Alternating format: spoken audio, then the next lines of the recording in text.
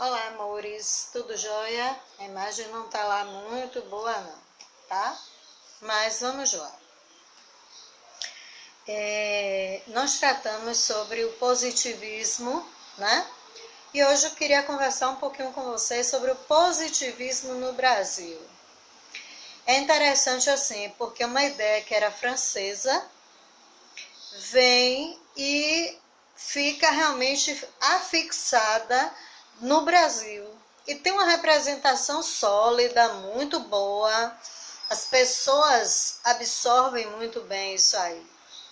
E aí a gente percebe um detalhe interessante. Eu vou estar enviando para vocês uma música do Noel Rosa, que é de lá de 1933. E o nome é Positivismo.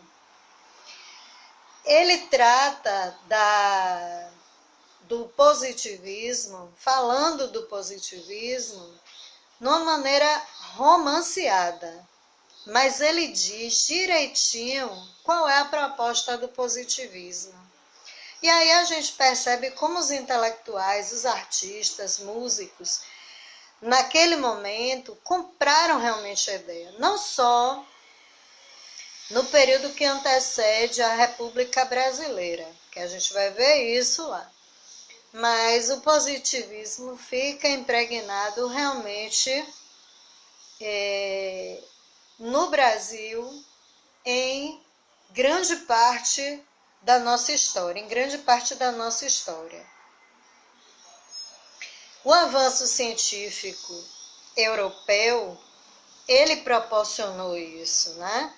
A questão da primeira revolução industrial, que vai fazer com que as pessoas comecem a pensar mais sobre a racionalidade e menos na questão da religiosidade.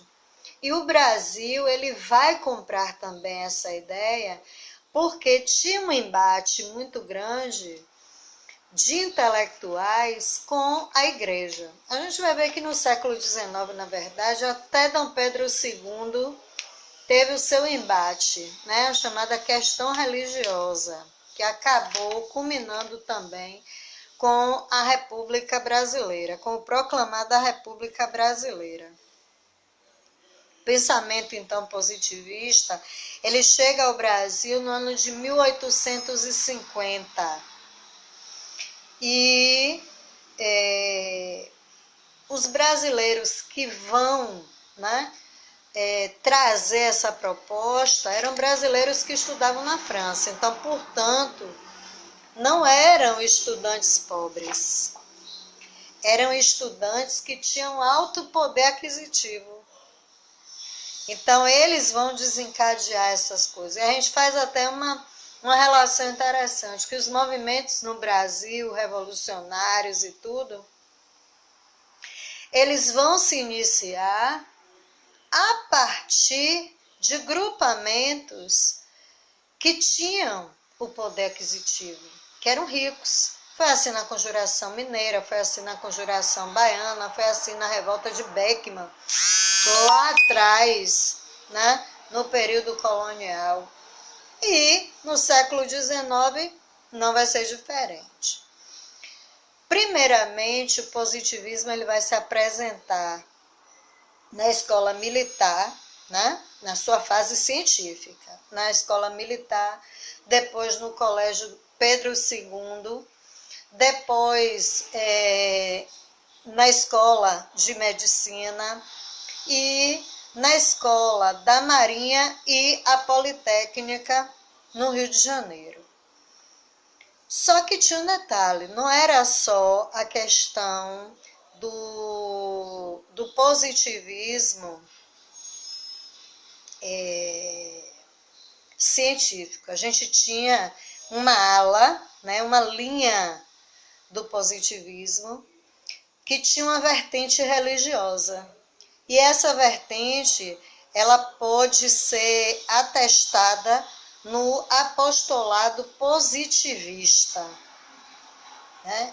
Isso vai acontecer somente em 1881, com a iniciativa de um cidadão chamado Miguel Lemos, e outro chamado Raimundo Teixeira. Vale aqui a gente salientar a atuação do positivismo no Brasil como uma reação filosófica contra a doutrina confessional católica. Então, como eu falei, havia esse embate, né, entre religião e ciência.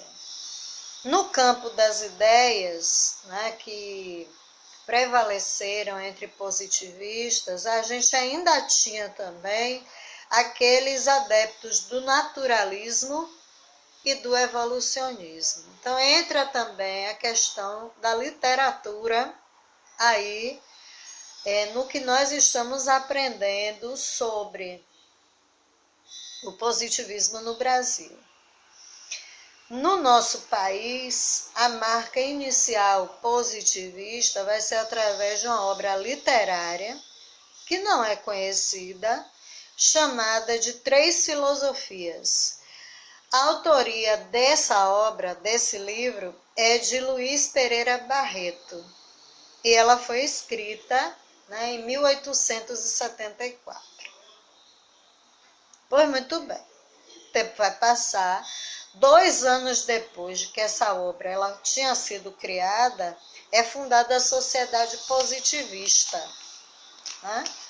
E aí, tempos depois, esse núcleo ele foi transferido da cidade do Rio de Janeiro para a cidade de Recife. E aí a gente vai ter um nome